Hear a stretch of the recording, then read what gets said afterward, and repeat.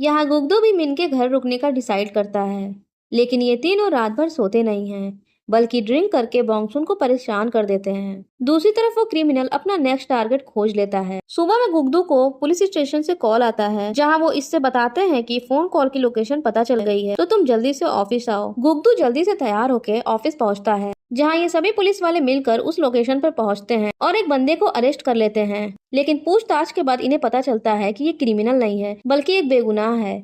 ये तो सिर्फ उन लड़कियों का पीछा कर रहा था। दूसरी तरफ मिन और बॉन्गसुन जब ऑफिस आते हैं, तब इन्हें पता चलता है कि कंपनी का स्टॉक प्राइस अचानक से नीचे गिरने लगा है। मिन का सेक्रेटरी इन्हें बताता है कि किसी ने ये न्यूज फैला दी है कि मिन गे है और इसी वजह से हमारा स्टॉक गिर रहा है। जिसके बाद बॉन्गसुन मिन से बताती है कि पिछली बार किसी ने मेरी पोल डांस की वीडियो इंटरनेट से हटवा दी, इसी तरह आप भी अपनी न्यूज इंटरनेट से हटवा सकते हो। तभी मिन बॉन्गसुन के सामने एक बंदे को कॉल करता है और वो न्यूज हटवा देता है। ये चीज जब बॉन्गसुन देखती है तो उसे समझ आ गया था कि उसकी हेल्प किसी और ने नहीं बल्कि मिन ने ही की थी।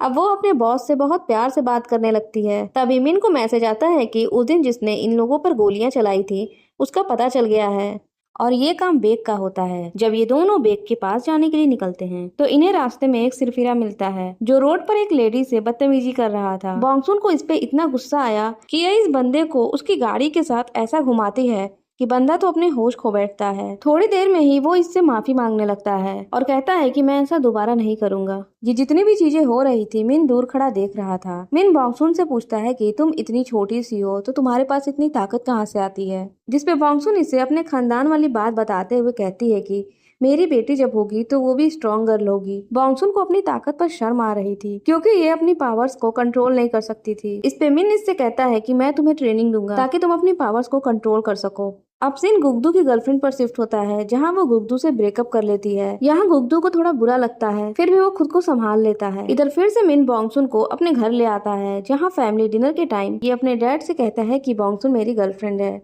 मैं इससे ही प्यार करता हूँ। ये बात सुनते ही सभी भाइयों के जैसे होश उड़ गए थे। अब यहाँ मिन ऐसा सिर्फ इसलिए कर रहा था कि उसके गे होने वाली बात दब जाए और उसके डैड अपनी कंपनी गलत हाथों में ना दे दें। थोड़ी देर में ही ये दोनों वहाँ से निकलते हैं। रास्ते में बॉन्गसुन तो मिन पर जैसे बरस ही पड़ती है। वो कहती है कि मैं किसी गे से शादी नहीं कर सकती। यहाँ इन दोनों में थोड़ी बहसबाजी होती है और अब अगले दिन मिन बॉन्गसुन को ट्रेनिंग देना स्टार्ट करता है। स्टार्टिंग में मिन बॉन्गसुन की ताकत देखकर खुद ही सोच में पड़ जाता था, लेकिन काफी प्रैक्टिस करवाने के बाद बॉन्गसुन अपनी पावर्स को कंट्रोल करना सीख जाती है। दूसरी तरफ बॉन्गसुन की माँ एक पंडित के पास जाती है ताकि उसकी बेटी मिन को पटा सके। ये पंडित इसे एक बेडशीट देता है और कहता है कि वो दोनों जब इस बेडशीट पर सोएंगे तो उन दोनों को प्यार हो जाएगा। अब बॉन्गसुन की माँ ने धीरे से वो बेडशीट बॉन्गसुन के बैग में डाल दी थी। अगले सीन में गुगदू बॉन्गसुन का बयान ले रहा था, जहाँ पर वो गुगदू से बताती है कि वो आदमी लोहे की पाइप से शिम को मारने जा रहा था। मेरी चिल्लाने की आवाज से वो किडनैपर वहाँ से भाग गया, लेकिन मैंने उसकी आंखें देखी थी।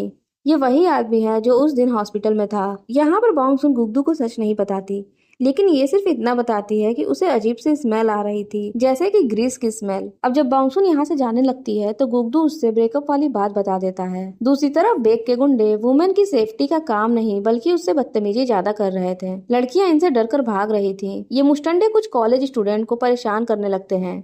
ये बॉन्गसुन के स्टूडेंट्स थे जो पहले बहुत बदतमीजी करते थे, लेकिन बॉन्गसुन ने एक दिन इनको अपनी पावर्स दिखा दी। तब से ये सभी बच्चे सुधर गए।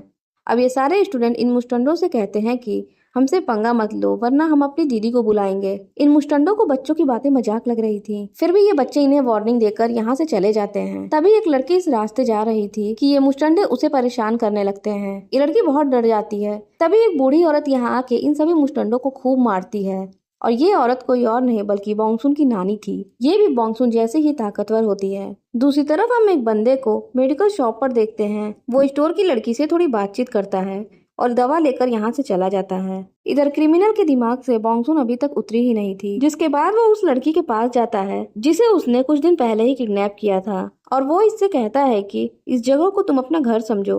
ये कहते हुए वो अपना फेस मास्क उतारता है और ये बंदा कोई और नहीं बल्कि मेडिकल शॉप वाला बंदा था। अब सिन मिन के घर शिफ्ट होता है, जहाँ रात में कुछ लोग उसके घर में घुस गए थे। वो बॉन्गसुन का डोर ओपन करने की कोशिश करते हैं और दूसरी तरफ मिन के रूम में कोई घुसकर उस पर चाकू रख देता है और यहाँ से सीन कट होकर उस क्रिमिनल पर जाता है, जहाँ वो मेडिकल स्टोर वाली लड़की को किडनैप करके अपने अड्डे पर ले जा रहा था। इसी के साथ ये एपिसोड भी यही खत्म हो जाता है।